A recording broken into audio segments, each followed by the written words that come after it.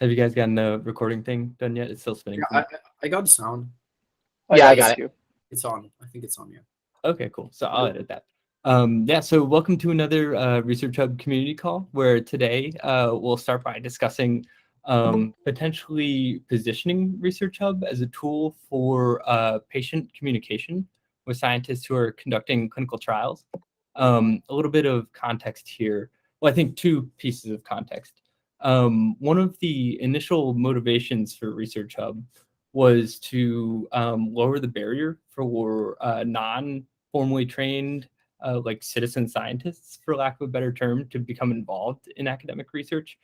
Some of our early features, like the editorialized title and earning tokens for like layman summaries of papers, are kind of geared towards that kind of like scientific communication aspect. And so just recently, someone messaged me on LinkedIn who was a graduate student at the California Institute of Technology, who founded a like biotech startup in immunology, where like I'm gonna get this wrong, but it's like some engineered antibody to treat like immune-related diseases. And so they shot me a message, and they have like a patient like population that they essentially almost kind of like our community calls, where they have like interested customers who are like participating in the development of their product. And so what they want to do is essentially have like a specific hub within ResearchHub for specific diseases, and then push their community towards these hubs in order to like take like a active role in engaging with like how the research is structured from like the teams and like the actual methodology, and then like reading like different papers and like sharing criticisms, and basically trying to get like the patient population that will eventually receive the drug like into the whole R&D process kind of at the front end. So like I think that's really cool. Yeah, would love to hear kind of what everybody thinks, like top level. I think it's awesome. I think disease-specific hubs would be really interesting. I would be interested in being able to like go into a hub where like experts on that disease are like sharing the up-to-date research. You know, maybe a family member has it. Maybe you did a 23andMe and found out you're genetically prone to it. Who knows? But I think there'd be like a huge market for that for both like academics and layman people. I honestly think that sounds really cool. Yeah, thank you, Lynn. Yeah, I think from the academic side, it would be also pretty great because in my master's, I worked on like a rare disease as well. And it's just a good way to, I think, something that you lose with being a researcher is you don't really, you do research on diseases, but you don't really get too much exposure to patients with the disease. So you don't really know anything about their kind of like lifestyle, how their different like day-to-day life is impacted having the disease as well. And I think it'll be a nice like gateway to communicate and connect yourself with kind of the pragmaticness of your research, that there is a patient on the other side, and they can give you feedback on their personal life, and then maybe that can spur some kind of creative ideas for you to try to help solve certain things. Yeah, Nathan. Hi, Patrick. Yeah, I think it's a good idea. So it sounds to me a bit like patient and public involvement in a study, right? And so I guess, so my first questions with relation to this are, is this going to be a different hub to the research discussion hub, or are we inviting them to the same place? So, for example, you have a cardiology hub and you have patients with cardiovascular diseases. Are you going to create a separate hub for the PPI, or are they going to be in the same place? If they're in the same place, then this is where the issues come about, I think, because this is like something that's discussed quite a lot. How do you tailor PPI? I know a lot of the funders are now mandating PPI to get grant funding from the traditional charities. But a lot of the time they get dumped into like the main paper or the main protocol that was designed for other scientists, and they're completely lost and they don't really know what to ask or whatever. I feel like they would do better in their own area where people are creating content for them, or they can ask questions and then we can pitch ideas to them specifically, if that makes sense. Yeah, totally. So just to repeat back, you think it makes sense to have like dedicated hubs to these patient populations, so that way like their topics of conversation could be like kind of kept within one area. Yeah, exactly. Or it could be the same hub. I just think we got to think about this issue, I think, with other attempts to incorporate PPI into traditional scientific discussion spaces, which is that it can be a bit overwhelming for patients, and a lot of the time their questions and their priorities can be quite different, and they don't quite understand. As in, what's of interest to them is a bit different. Maybe is the way I'd put it. Yeah, totally. That makes a lot of sense. Ricardo? Could there be some space for hashtags here instead of specific hubs? Like using an hashtag that could, signal to people, this is relatively to this. So if you don't like this, we can just like filter the content based on a specific hashtag. I remember someone was working on this a couple months back. So if that is still in the works, I think it might be a good use case for hashtags if we plan to use that in the future. I know that when we did our hub restructure for the social sciences, we planned for those hashtags at least in the future. I think they're a great idea for like filtering things that aren't like their own hub. So like, yeah, like I even have a plan for that for the social science hub. So I would like to see the tags as well. Yeah, I think we'll definitely get there eventually. Kind of, Kobe's been thinking a lot about sort of how like the main UX of ResearchHub works. Currently, there's sort of like a paper-based discussion, and like one issue here is that like discussions are sort of hidden. Like you have to click into a paper in order to see like high quality like peer review or like comments about the paper. And so Kobe's at least in the very like initial stages of thinking of changing like the main UX to more of like a feed experience where like any piece of content can show up into this feed. So if Ricardo posted a paper, it would show up. If I commented on that paper, the comment would show up within the feed. And we could have a bunch of different kinds of content that could be hashtagged for sure. So I think we're going to go in this direction kind of eventually is what it's looking like. And yeah, the hashtags would make a ton of sense once it's like not, more than just the paper as the unit of discussion. From a UI perspective, would it kind of what Nathan was saying, like would it make sense to have a completely separate like area? It's like a separate even like kind of like headline. So you'll have like maybe academic like hubs and then maybe like I don't know, clinical or like layman's hubs or something like that, or rare disease hubs as a completely separate like section. So you have like the publish on top and then so on and so forth. Yeah, because I think having it as its own separate entity might help people, yeah, who are laymen more like direct themselves into that area. Yeah, so I think this is actually like a pretty important topic because like quality of content's a big deal, right? And so if we start to, do outreach towards like right now, most of our users are grad students or early career researchers. If we start to like specifically involve like user populations that like maybe more like coming from a non-academic background, do you guys think there's any risk to pursuing that type of user kind of at our early stage? Or like I guess one thing that I find compelling, and this might not be true, but one issue with crypto is how do you get the Harvard, MIT, Stanford professor who's like already at the top of their field to care about like earning crypto in sort of like a new incentive structure? And like I might be wrong here, this might be like too idealistic, but I think interacting with patients is a lot more compelling than earning crypto for people who are already at the top of their field and kind of like dedicated towards a cause. um, so I guess like what I'm trying to say is like including patient populations could result in a reduced quality of content compared to like our average user today, but I think it would end up recruiting even higher quality users long term because they're able to interact with like the people who are like affected, in the day to day from the disease that the researcher studies. Is that like a reasonable assumption? Do you all think? I think so, especially because a lot of universities don't necessarily have direct access to a clinical population. Like if you're not partnered with a hospital, for example.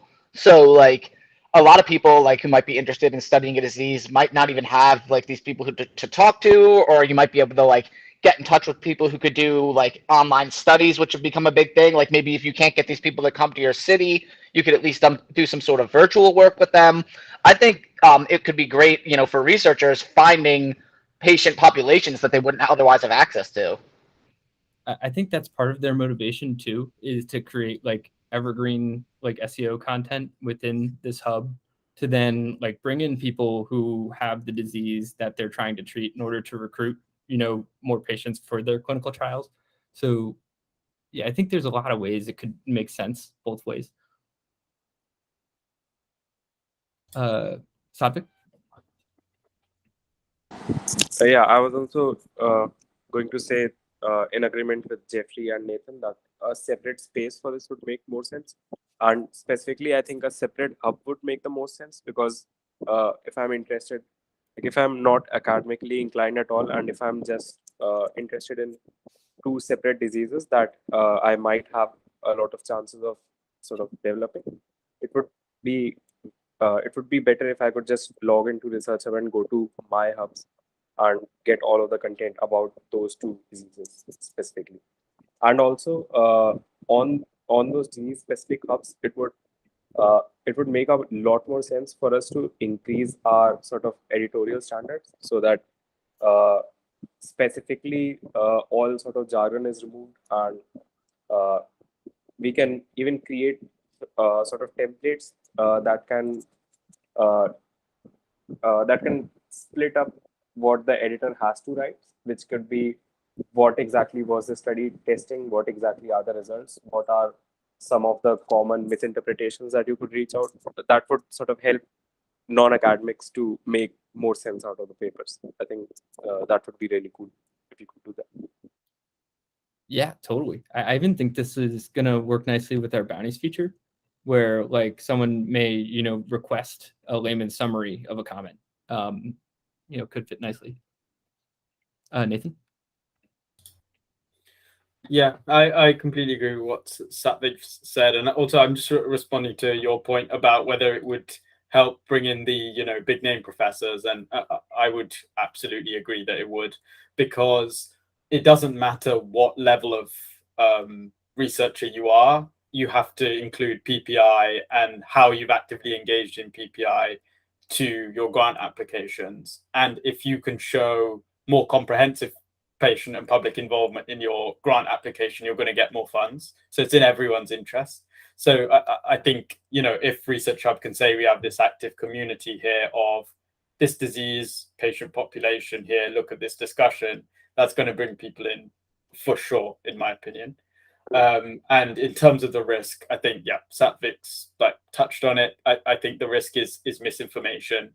If the reputation of these hubs or, you know, areas, spaces, whatever, of these patients becomes a place of misinformation, then it will get discredited by the researchers and the clinicians, and that's where it goes. That's the risk, essentially. So I completely agree. The way to combat that would be just more editorial oversight. Yeah, but by all means it can be done, because that's sort of what we're doing now. It's just going to be that, but a little bit more intensive, I suppose. Yeah, it's a great point. Even like the editorial oversight, like this is in theory like a startup, you know, which I'm sure wants their product to work. So we probably need to have like one of our own immunology editors kind of like co moderating the discussion just to make sure to keep everybody honest. Joanna? I think we can promote on the fact that many universities and PhDs were affected by the remoteness of the pandemic, for example, and maybe we can advertise to promote on that. And I think we can also add that Research Hub is open source, and the researchers can interact with other professionals in a more simple way and have access to more papers, because I think there's a lot of restriction, especially when you are doing your PhD in a certain area and you need something from a different area. So maybe we can gather something to, yeah, to formulate something on that. Yeah, totally. Yeah, I agree in that it's like compelling. I think even just from like an outsider perspective, like, hey, what does ResearchHub do, and helps bring together researchers to like patients. I think it just makes sense from an outsider perspective, pretty easy. Sapik? Yeah, sorry. For example, for health, I mean, the researchers can even gain patients with uh, ado- being more tech savvy and connecting with. Yeah, totally. There's even examples like one of the founders of Clubhouse, uh his child has like a rare genetic disease, and like him and his wife have like on, kind of like in their own free time like pushed forward the study of this rare genetic disease. So yeah, I think there's lots of examples of people who just really care, who put in a lot of effort and like can actually contribute to the research conversation around a condition. So yeah, Yeah. I'm excited. I guess we'll see how it goes. Sapik, last thought. Yeah.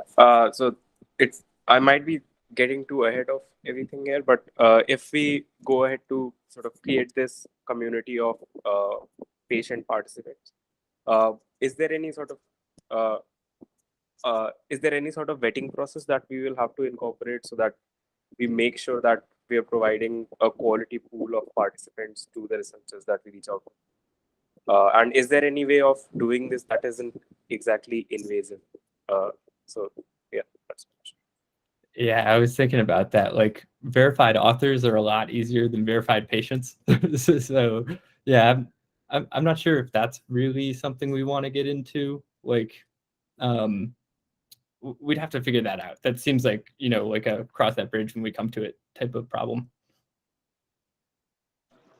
You said something very interesting about Clubhouse, so maybe we can incorporate some audio discussions. Like it doesn't have to be very scientific.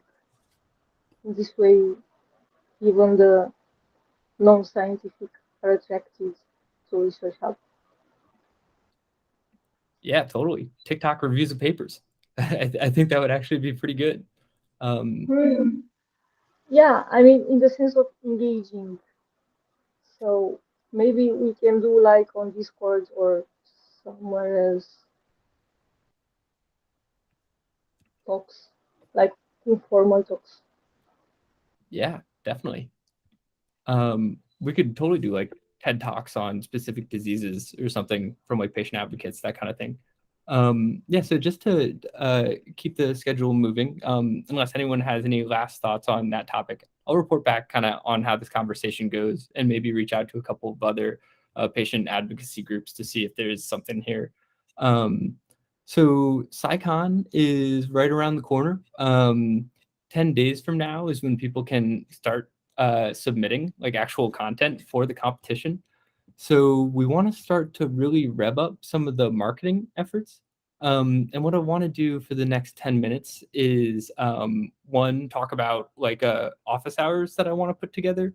I'll post this in the Discord and Slack channels, but I'll do like 3 separate 2-hour sessions this upcoming week for marketing SciCon. Essentially like a cold email group study, you know, for lack of a better term. So I'll jump on like a Google Meets and like send cold emails to like people who I think would be interested and like meta science departments at different universities. And so if anybody is interested, feel free to hop on with me and we'll just kind of do it like a kind of like a study hall where if anybody wants to help send emails, like I'll just be there for like 2 or 3 2-hour sessions this week and just hop on, and I'll kind of like show you how I've sent cold emails in the past, and we'll try and blast out like a couple thousand emails if we can get some people signed up. Yeah, and so that I always think like a personal touch is really effective, especially in academia. So I think cold emails are pretty good compared to like ads or like social media stuff. But I guess like thinking that submissions are about 10 days away. Does anyone here have any other ideas marketing wise that we can try and get SciCon in front of like meta science inclined grad students who might want to participate? Just to clarify, is it just cold emails right now, or is it anything else? Sorry, Sapik, what did you say? I was asking just so that it's clear. Are we just sending cold emails right now, or are we doing anything else in addition to that? Yeah, I think any other ideas. I know cold emails have worked well for me in the past. Another thing that's also worked well is just like DMing like people who I would want to retweet like something about an event. So there are like some prominent like science influencers, for lack of a better term, who just like to support this type of thing. So like it's easy to shoot like influencers messages and ask for a retweet just like out of the kindness of their hearts. So that's another decent strategy. But yeah, does anybody else here have like ideas of stuff that we could do kind of manual labor wise when it comes to trying to spread the word about SciCon? I think independently, everyone should leverage the channel that they feel that they have the most power. Like for example, my Twitter is ridiculous, but like my LinkedIn is actually a bit better, have a little bit more following, so I could leverage that a bit more. And even on Instagram, I have a lot of like people that I know that study and do like PhD and so on. So independently, everyone should use their own channels of the as they feel it's more it would get the best results. As of ResearchHub, I think cold emails, I would love to do that office hours with you and anyone else that want to join, because I really feel emails are the way to go for academics. Or maybe reaching out to some meta science associations, but it may be too late for that, because it could be slow, the process on getting to that association and then getting the message to the members. So yeah, probably cold emails is the best one here. You want? I think the term meta science it's kind of wide, so we should focus like on some specific groups, categories, because it's very abstract and people are running away from abstract things. So we plan to send out a couple tweets, actually a couple threads explaining better what is the topic of the conference.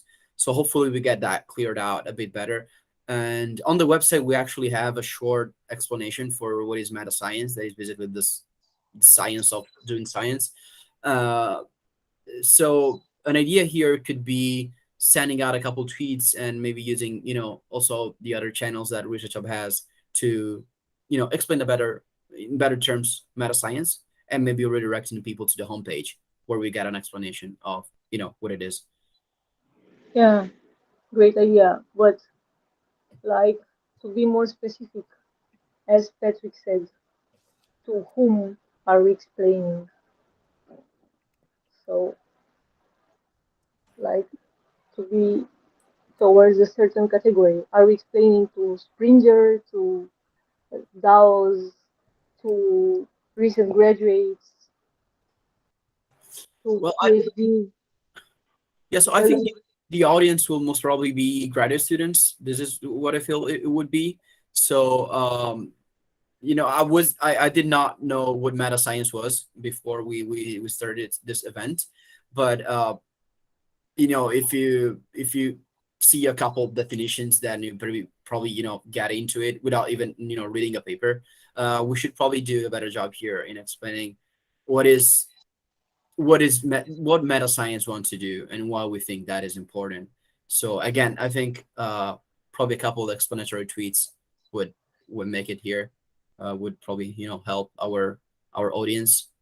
If you think there's any other medium that we could use to explain that better, something that I was doing today, and I think it's useful. I was thinking about doing that in the future, is actually running a couple Loom videos explaining some like ResearchHub 101, like intro to ResearchHub, where I basically explain how to set up your profile, how to use the ELN, and so on. I could do something similar where, I mean, I'm not an expert in meta science, so it feels weird to me, but I could do something where I make like a 30 seconds video where I explain what a meta science is.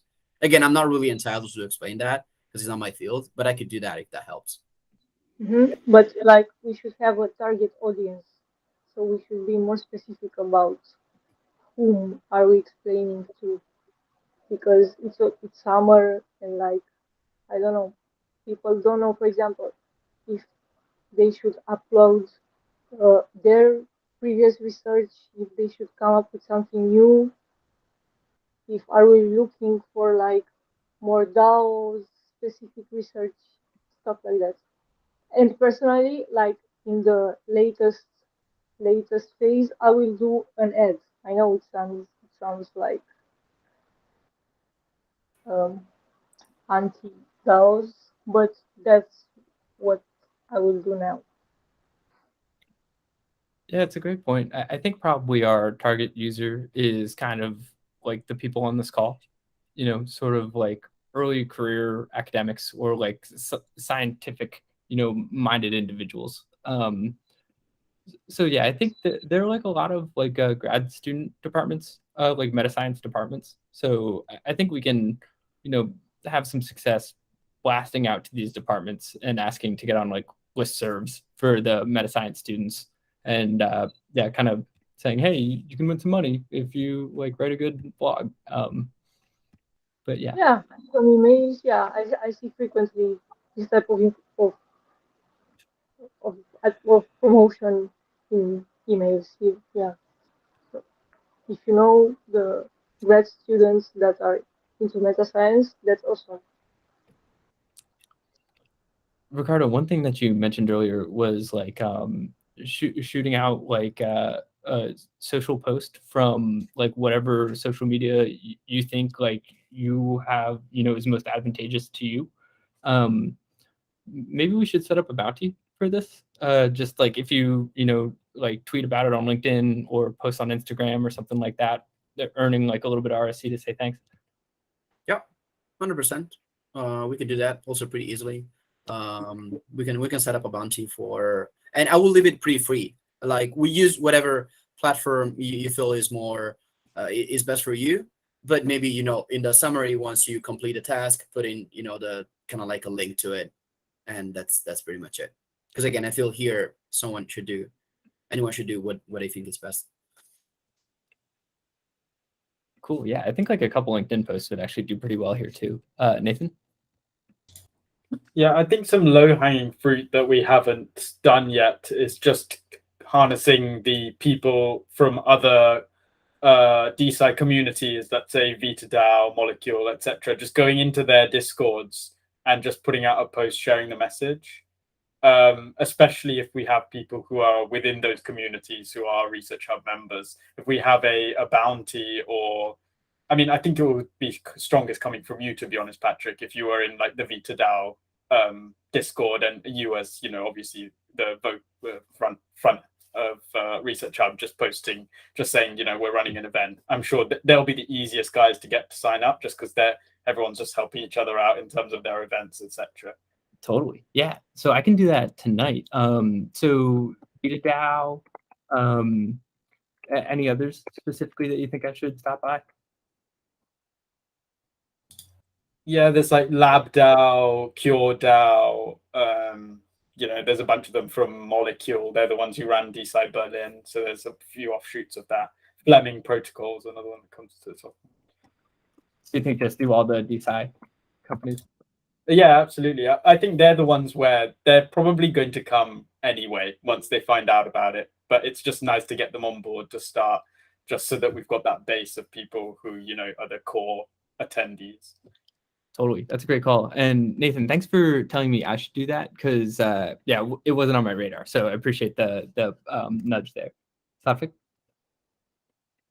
So this depends on our budgets that we currently have, but can we afford to get some freelancer to make like a minute or a minute and a half explainer on what meta science is and why this matters, like why the conference matters? I think we can draft up a pretty neat script and keep it extremely tight so that it doesn't get boring at all. And if we can get it done within, I think, 3 days, then we can have like at least 4 to 5 days minimum to run the video, and we can keep the registrations open even after our sort of plenary talks, so that way we get like 10 days to let the video circulate and let it bring in people. In addition to that, I sent this link in the chat, and we can create slider posts like this. They do pretty well on LinkedIn, or if somebody has a nice Instagram following, we can create it for those too. I can work with anyone who knows what they're talking about, and I can sort of design these posts, and then we can provide them to our editors for independent circulation on their own links. So that could be another way that we go about it. So like 3 to 4 posts like this would help us a lot. So those are the 2 ideas that I had. Okay, cool. Safik, I'll message you afterwards to follow up and try and get these wheels put in motion here.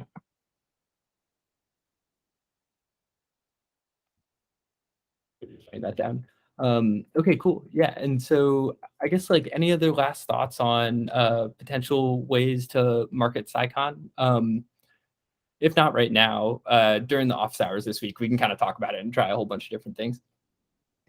And also feel free to send a message whenever you want. We have all the channels related to SciCon, or you can just use a general channel. Whatever, anything that comes to your mind, just put it in the Discord. We'll always take a look. Okay, cool. Awesome.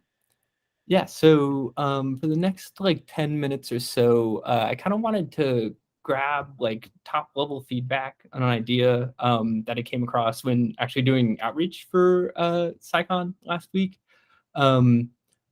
So we've talked a little bit about like tokenomics and how to give ResearchCoin more utility in a way that will actually like help to increase like buy side pressure and then have like a token velocity sync too. So that way people don't immediately sell the coins that they earn on the platform.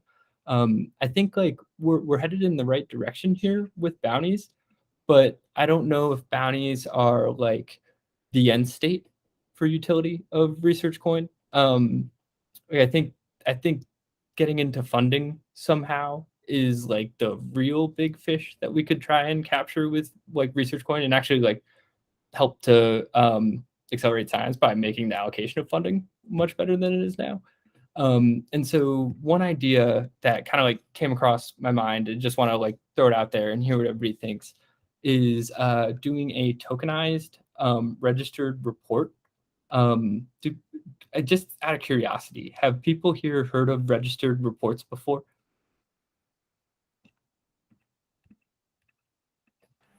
Nope. You mean like a pre-registered study on like OSF? Yep. So Absolutely. I do it with all my studies, and I think it should become common practice. Yeah, so registered reports are really interesting. They're like basically you can get an article accepted into a journal before you even conduct the research based on the pre-registration. So you can go to a journal if it's a registered report journal and they say, hey, like we make like acceptance decisions based on the methodology. And so if you like run experiments as you described, regardless of the results, we're going to publish it. So even if you get negative results, we're going to publish it.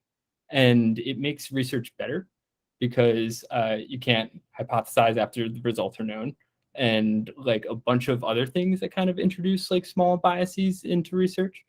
And so here's like just to help conceptualize this a little bit better. Here's kind of like the flow of a registered report.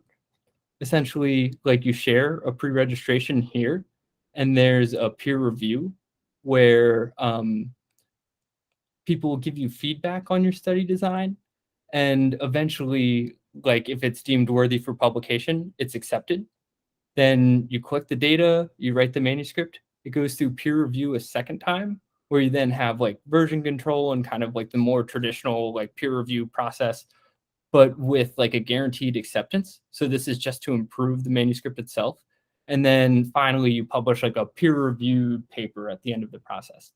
What I'm thinking here could be kind of cool is if we tokenized this acceptance decision.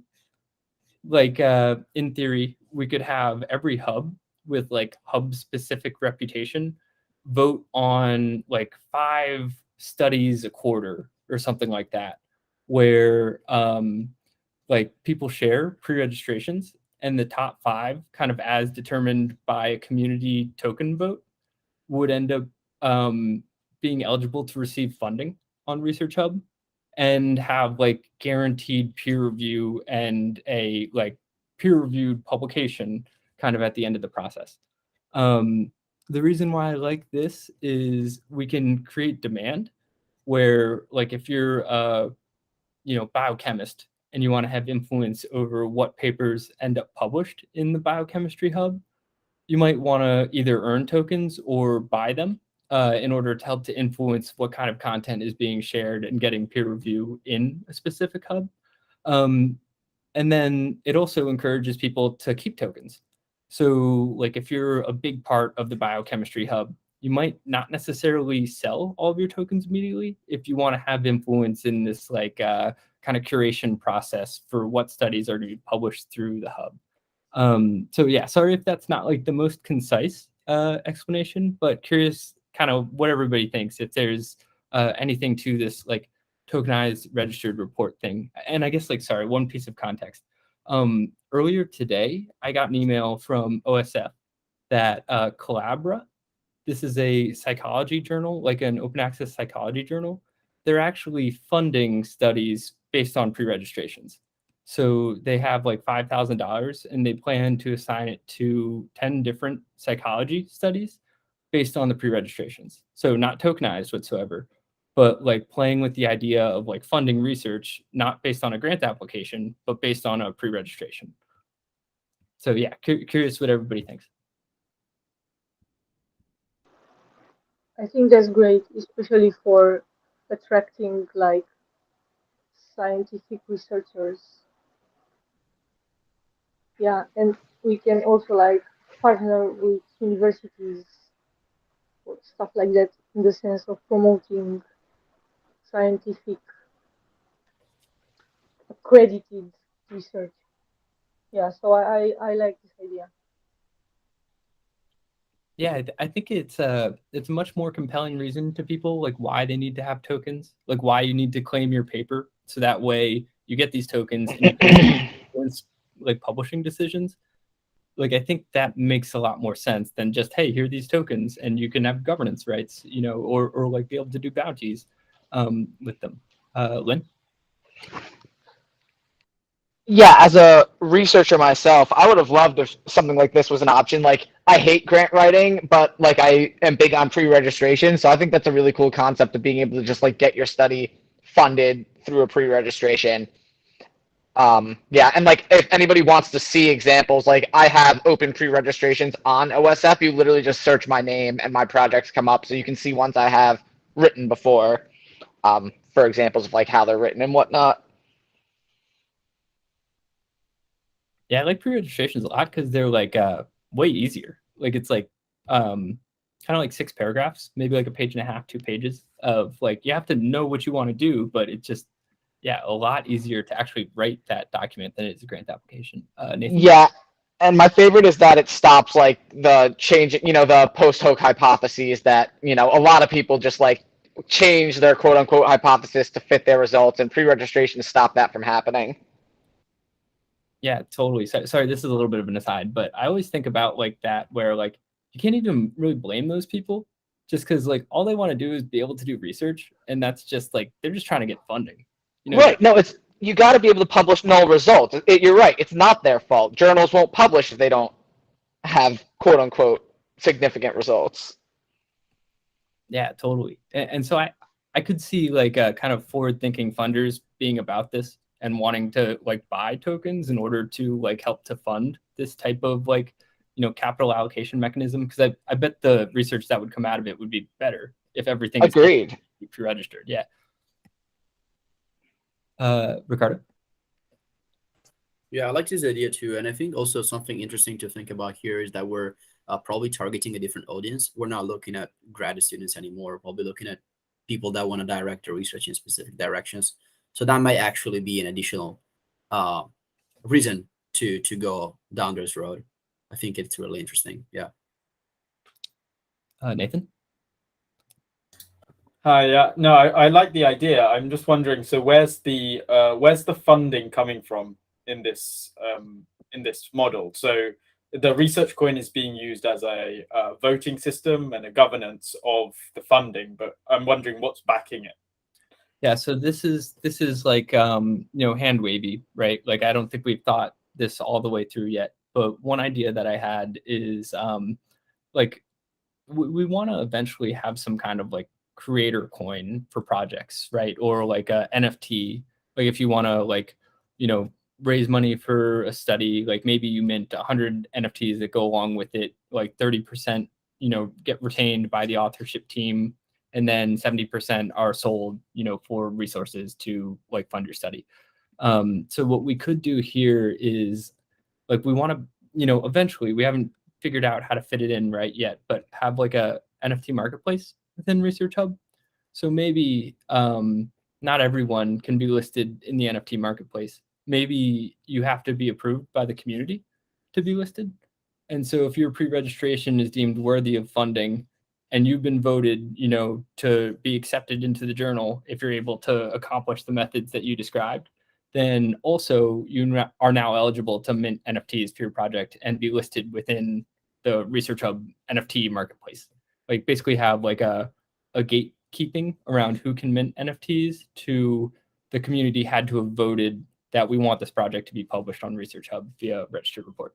So yeah, in theory, it would be like you share a registered report because you're going to gain access to like this funding marketplace where like you might be able to like raise money for your project in order to actually make it happen.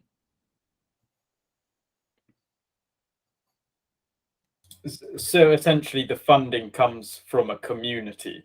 So the funding comes from the community, but my question is, why are we going for the governance of that funding before we've got the funding? It seems a bit the other way around. I'm not sure.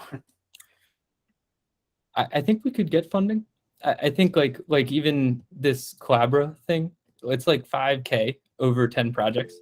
And so, yeah, it might start off small, but I think there's an appetite for creative ways to fund science that makes science better. And I think like, I feel really confident we'd be able to get like a forward thinking funder to be like, hey, we commit X dollars over the next 5 years to this thing to try and make it happen. So my question is, so it would be external funders that are using our service rather than internal funding pool being allocated through ResearchHub. Right? Yes, exactly. Yeah. And we're kind of like the like listing curation, right? So there's no like, you know, equivalent of shitcoins getting put up on the ResearchHub marketplace, right? Sure. Okay. Gotcha. Yeah, that makes sense. I like it. I like it a lot.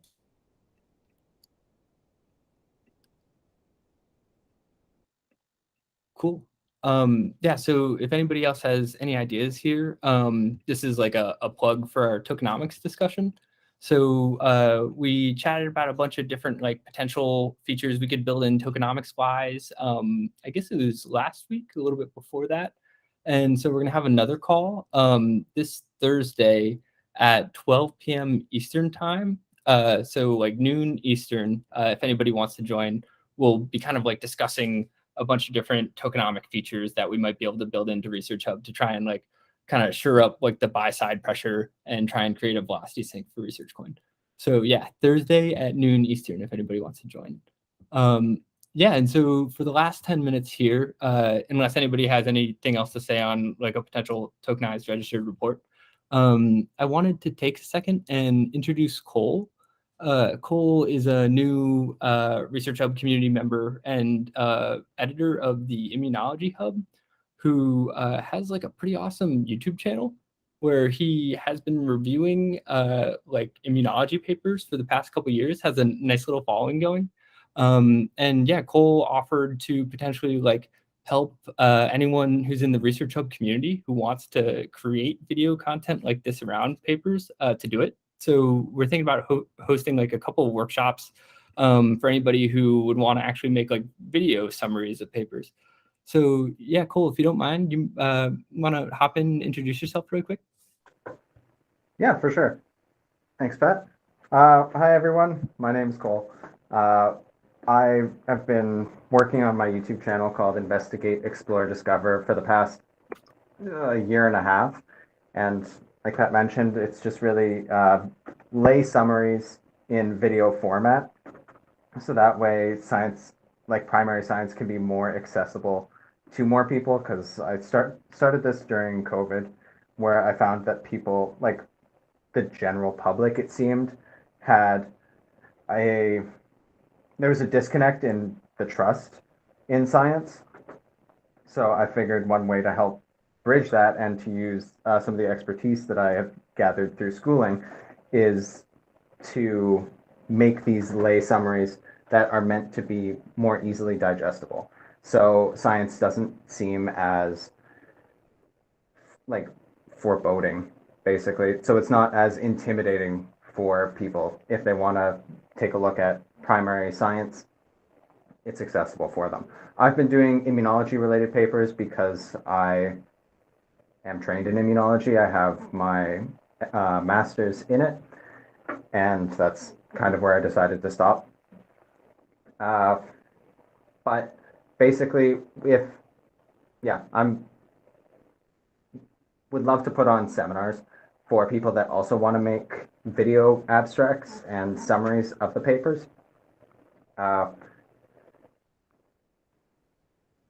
If there's any questions, please shoot them. I saw one of your videos. I wasn't able to go through all of that, but I'm planning to do so. But that's a gut on a chip. You also do microfluidics and stuff. That's pretty cool. Like that's something that I was actually pretty interested in. So I would love to. I'll go over the video and like shoot you a couple questions, because that kind of like struck me, because I saw it. I was like, what? That's not really immunology. So that's pretty cool. Yeah. Yeah, do immunology adjacent, because immunology kind of bleeds into a lot of other subjects. Yeah, that's kind of used for testing, I guess. Like all those like lab on a chip kind of systems. Yeah, pretty cool. Pretty cool. Yeah. Hi, Paul. Yeah, really interested. Thanks for joining. I was wondering, so I'm interested to hear that you're trying to tailor your content to lay people. So of the YouTube videos that you've uploaded so far, what proportion of your viewers do you think are other students who are benefiting from your explanations of the papers, and what proportion are lay people? And how have you managed to explain immunology to lay people? Because I feel like even as someone with a basic understanding of immunology through my med schooling, I found it incredibly complex. So yeah, I'm interested to hear how you did that. I would love to be able to tell you the analytics, but unfortunately YouTube just gives me sex, age, and location. So they don't particularly tell me if any of these people are students. How I go about explaining immunology is basically the topic of the paper, and the results are what drives the basic or description at the beginning, because my videos have a generalized format where I spend about a third, I try to get a third to half of the video of an introduction of all of the important concepts that will be related to the results from the paper, because I don't need to go into every topic in detail. Like if we're talking about HIV infections, you need to know what HIV is, a little bit about viral replication, because that's usually what HIV treatments are focused on, what CD4 T cells are, how they function, how they interact with some of the other cells, and what, like how the disease, and I want to instill like why HIV is significant. So it's not kind of getting people to drink from the fire hose of immunology, it's just specific things that are related to the paper. Yeah. It's funny, Yep. Cole, our discussion earlier about like patient populations, you know, like trying to like basically participate in academic research about like the disease that impacts them. Like that is literally exactly what we were saying, is like we'll need people to like help make content to have it be digestible for the average patient. And that's like literally exactly what you're doing. That's, when somebody said that, I was like, it's pretty cool, because like we've kind of got all the pieces here. Yeah, and so I guess, Cole, like nobody here has made videos like you've done in the past, so it's kind of up to you like how you would want to like go about like hosting a seminar. I think we could probably get like 3 to 5 people who would want to show up and actually like make videos with you. So yeah, I guess like in your mind, what's the best next step to get this thing kicked off? I guess getting people who are interested together in one place. I have general structures of how I make my presentations, of what goes into them. Making these are not difficult. It's very much like just giving a poster session for your research. Except I do it with other people's research, because if I was just doing my own, I'd run out very quickly. But basically, the more people that want to talk about their science directly, the better it is, because if somebody else has more insights into what went into the paper, they've got little tidbits that they want to share, like that is more beneficial for reaching more people. But going forward, yeah, just getting people together where I can distribute the materials that I have in general. Yeah, and then with the videos as well. Sorry, I know this is jumping all over the place. But as well, after making the videos, I can go through how to record, how to make them, because when I started out, I just did it on my phone. Like, it's very accessible to do these things. You don't need anything particularly fancy. And if you do more of them, you'll get better as you go. That's something I would not worry about. Like, everybody has to start from somewhere. But I can help people go through the process, what is kind of entailed. If you want to ask for feedback on the things you're doing, be more than happy to help with that, and helping with video editing. But yeah, the ultimate first step would be just getting together people that are interested. Okay, cool. Yeah, I'll talk to Anton and get something like on the community schedule. Do you think like an hour, half an hour? How long do you think would be good for a first session? Maybe an hour, just to block it off, and if it ends early, then people have time back to do whichever, because I want to make sure that there's not a rush if people have questions or want to know more. Okay, cool. Yeah, we'll get that set up, and I'll message you afterwards to find a time that's convenient for you, in order to like offer some scheduling stuff. Yeah. Yeah, thank you, Cole. Thanks for stopping by and explaining everything. I think that's like super exciting. So I'm so glad we'll be able to get something going here. Yeah, so we have 1 minute left. Any last questions for Cole about making videos, or any thoughts in general, feedback on ResearchHub? I mean, I could see this working really well if people were incentivized to make one of these videos and then upload it with the paper on ResearchHub. And then we could also have like a bounty for making the video with it. So it's just a bit more engaging. And then we could make, a video for the patient population hub version for the patient, so that they also understand what's going on. So I think it all works really well together. I really like it. Yeah, I agree. I think this is very cool. Preprints.org is like a new company that popped up as kind of like a preprint server. Their main business model is offering like graphical abstracts to authors. So I think authors pay something, I'm making this up, but it's like $350 to have like a graphic designer create a graphical abstract. And so, yeah, if an author will do that for like a static image, like I would think they would do the same as a bounty for a video about their paper. I even bet that it would increase citations long term. But yeah, I think a lot of authors would pay decent money to have like a quality video made about their papers. I think that could increase the citation score a lot, the number of citations a lot. Like I honestly like a lot when I find some. Normally, I think it's in nature, but I find some videos, even like some experiments carried out and filmed by the research group that really helps explaining, kind of like seeing what happens, beyond the PDF, let's say. So yeah, I love that. And actually, I saw your post on ResearchHub. So what you were saying, Nathan, is basically already kind of happening because I saw Cole's post with the video embedded. So yeah, I really think that could be a pretty cool opportunity too. Short question for Cole. Do you think that weekly or bi-weekly to engage with research hub community about Joanna, we can't. Can you guys hear Joanna? No, it's kind of buzzing. You've got some feedback going.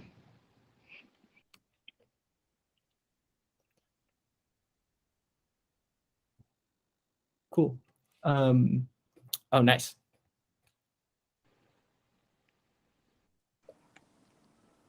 Okay, you can hear. Okay. Better, yeah. So, yeah. So, question for Cole: do you think that we can do weekly or bi-weekly a special discussion with the Research Hub community about immunology and some topics you think they are like good for that discussion, or like in any format you think it's suitable? Because I think YouTube it's kind of large, so something more interactive.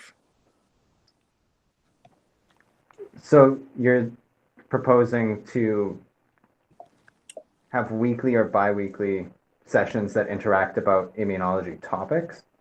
Mm-hmm. So one thing we've talked about is having journal clubs. So like we have a bunch of authors in our community and haven't totally gotten the ball rolling here, and it's my fault. But inviting authors to do journal clubs during these community calls, like kind of on every other week. So yeah, we could like pick immunology papers that are relevant, for the average person, and do like an hour-long journal club about it, where like everybody can take 45 minutes, read it beforehand, and talk about it in like a layman's kind of phrasing way, and then we can publish that video to the comment section on the paper on ResearchHub too. Yeah, and maybe something with bounties and tokens, but like as a further discussion. Yeah, there's a lot of directions this could go in. Safik, to close it out. Yeah, Cole, this might be a little personal, so you can just reject to answer. But do you have any data on the retention of the videos? So how, like, when do you observe the audience dropping off? So in case we decide to do video marketing for ResearchHub, what should we aim? Sure. So on YouTube, my videos range from realistically about 12 to 15 minutes. And my average retention is, I think, 4.5 minutes. But all of my videos as well are subdivided into chapters. So typically in the first 5 minutes is just an introduction of like all of the relevant topics, and then people go on to the actual results.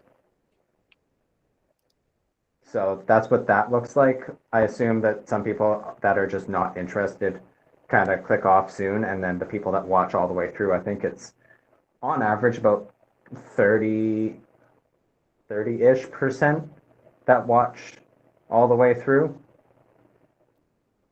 So that feels pretty high. Yeah. Thanks. Yeah. Nice. Well, thanks everybody for attending. Until next week. See y'all. See y'all. Bye. Bye. All right.